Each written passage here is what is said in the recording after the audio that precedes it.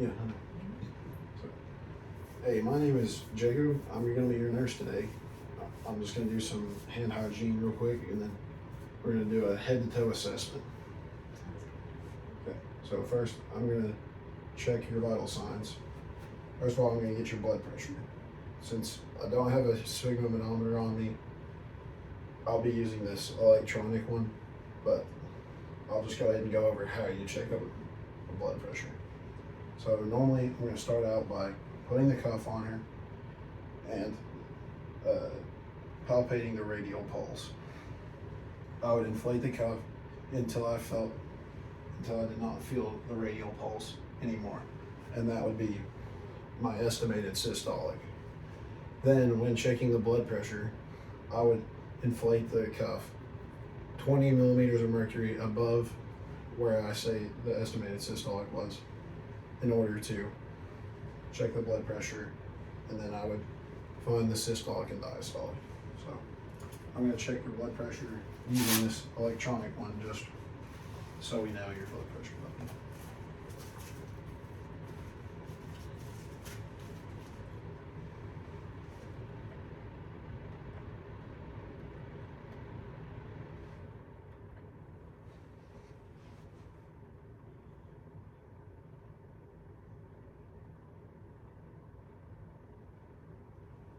All right, so it's 116 over 78.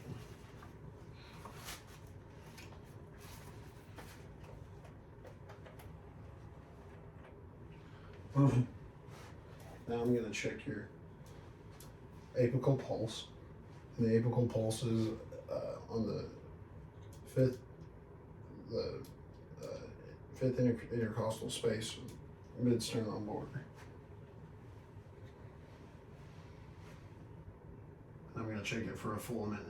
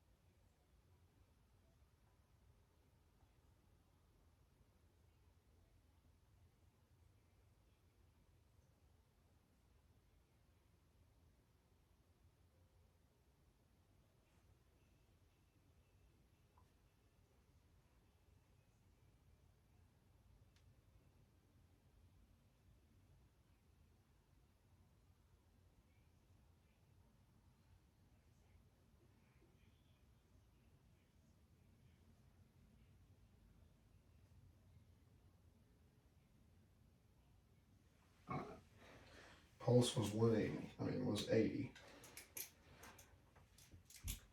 Now I'm going to check your temperature using this oral thermometer.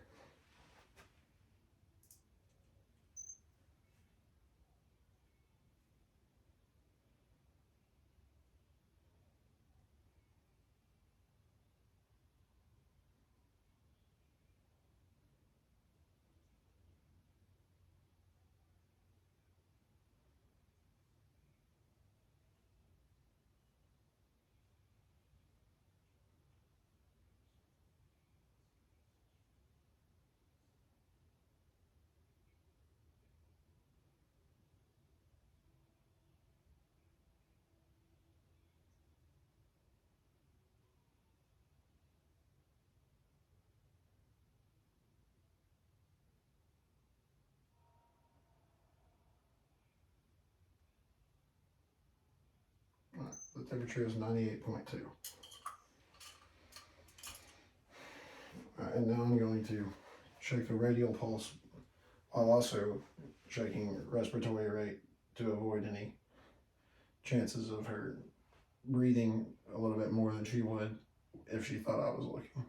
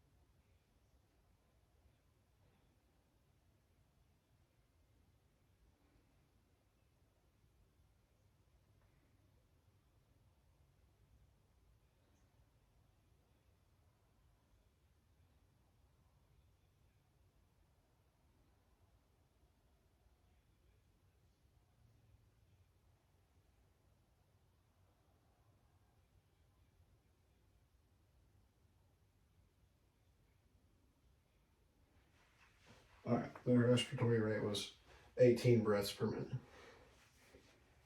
So now I'm going to go into my skin assessment. So first of all, I'm just going to inspect it, look at the color of it, and make sure everything looks intact. Second of all, I'm going to palpate it. I'm just going to go ahead and just kind of use my palms to check the temperature of all of her extremities. They're all warm, they're all dry, and they're all intact. So now I'm going to go ahead and go into my respiratory assessment. So first of all, I'm also going to just inspect, see how both lungs are expanding equally, making sure there's no difference between the two. Next, I'm going to auscultate lung sounds.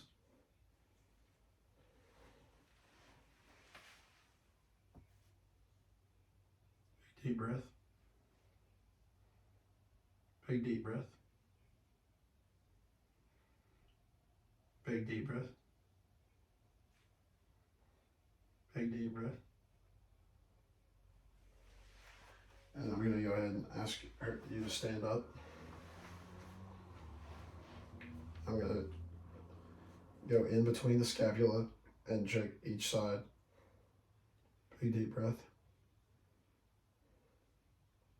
Big deep breath. Big deep breath. Big deep breath. All right. So the breath sounds are clear and equal bilaterally.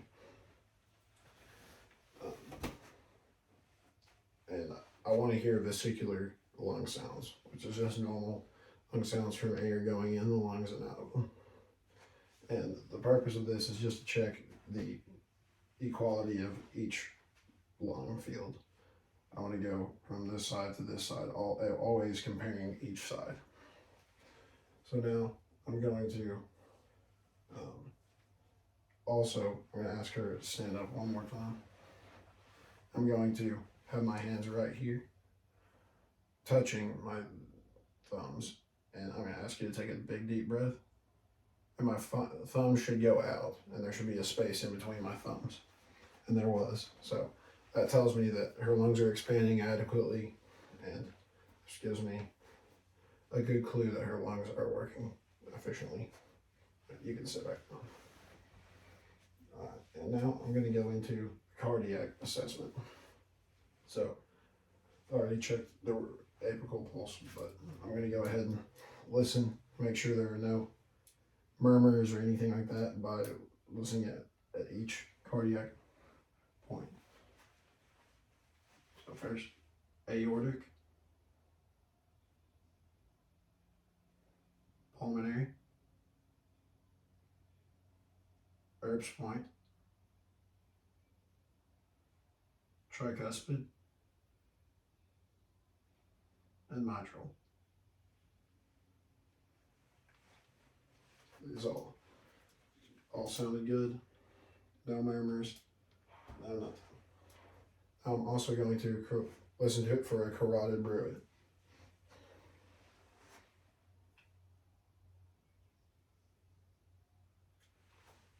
I don't hear any carotid bruits, so that's a normal finding.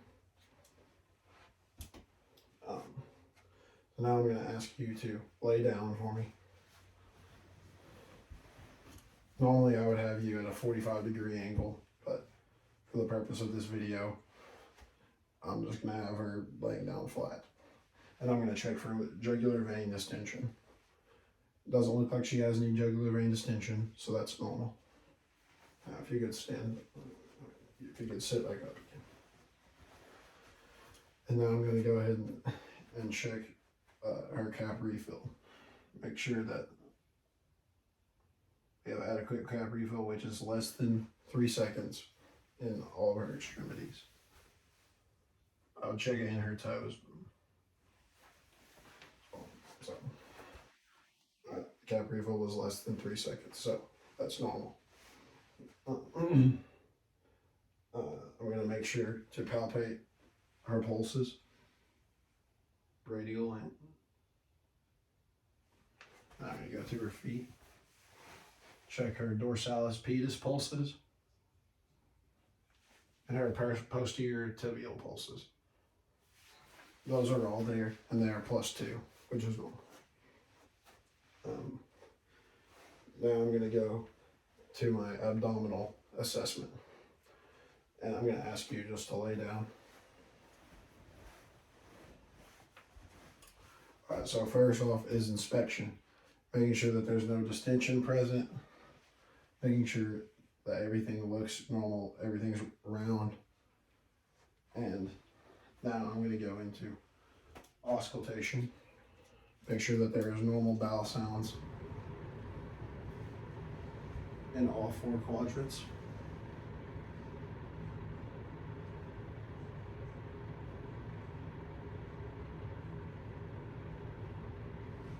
Alright, bowel sounds were present in all 4 quadrants, so that is normal. That indicates normal bowel function. And now I'll do percussion in all 4 quadrants.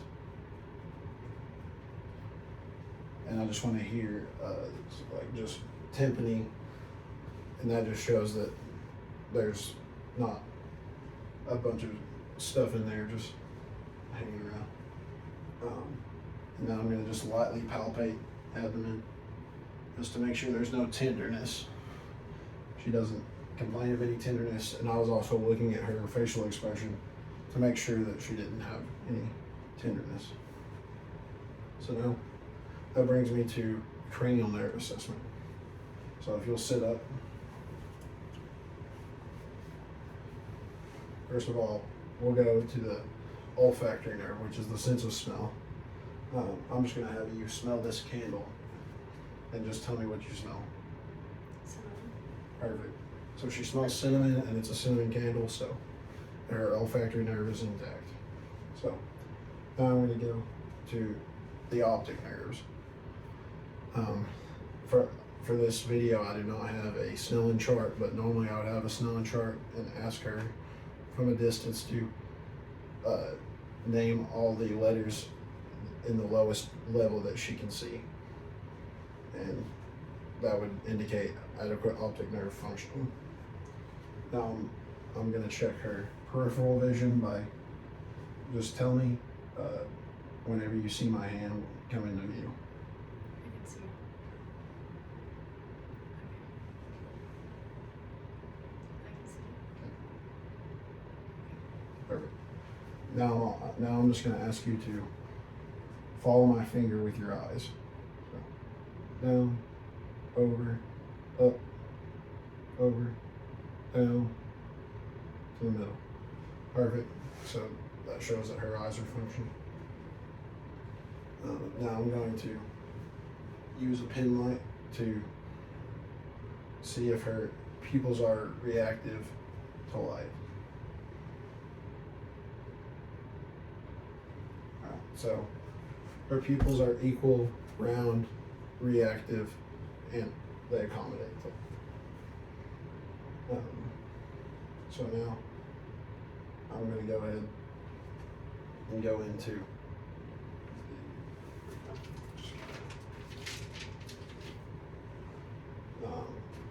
now I'm going to go into her trigeminal nerve, and for this practice I'm just going to go ahead and have you close your eyes and just tell me which one is sharp and which one is soft.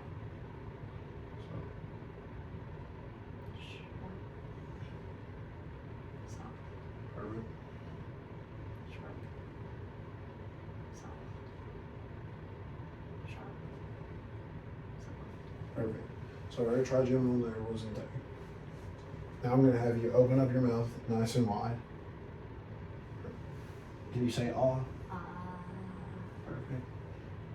And now I'm going to have you stick your tongue out and move it around. Perfect. So now I'm going to listen. I'm going to have you stand up and just plug one ear.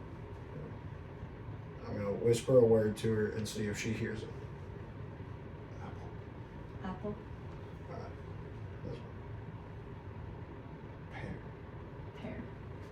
So she heard the word that I whispered to her, which indicates that she has normal hearing. So now, for the purpose of this video, I do not have a tuning fork, but normally I would do the Weber test and the Renee test. The Weber test is where I would hit the tuning fork on the table and put it on her forehead and see if she can hear the vibration through in both ears. In the Renee test, I would hit the tuning fork on the table and put it behind the ear and just tell me whenever it stopped vibrating. So, and then that would indicate normal functioning of those nerves. Now I'm going to check your muscle strength. So here, I'm going to have you just pull your shoulders up against my hands as I push down. I'm going to have you push against, just grip my hands as good as you can. All right, now, I'm going to push down on her arms and you pull up. Okay, do the same with the other way. Perfect. I'm going to do it with your feet as well. So push against my hands. Perfect. So her strength is adequate, shows normal functioning, and it's equal on both sides. So now I'm going to have you move your hands just like this. Perfect. And now just touch your fingers to your thumb. Perfect. And now I'm going to check your deep tendon reflexes. So I'm going to palpate for the tendon. Just check it. Perfect. Perfect. I'll check it in your Achilles. Just hold your foot there. Okay. Perfect. And that they were both 2 out of 5 on the reflexes, which indicates normal. Now I would also check a Babinski reflex using an object. I'm just going to go up the foot and make sure there's no fanning of the toes. The Babinski reflex is not normal in adults, so if there's no fanning of the toes, that's a normal.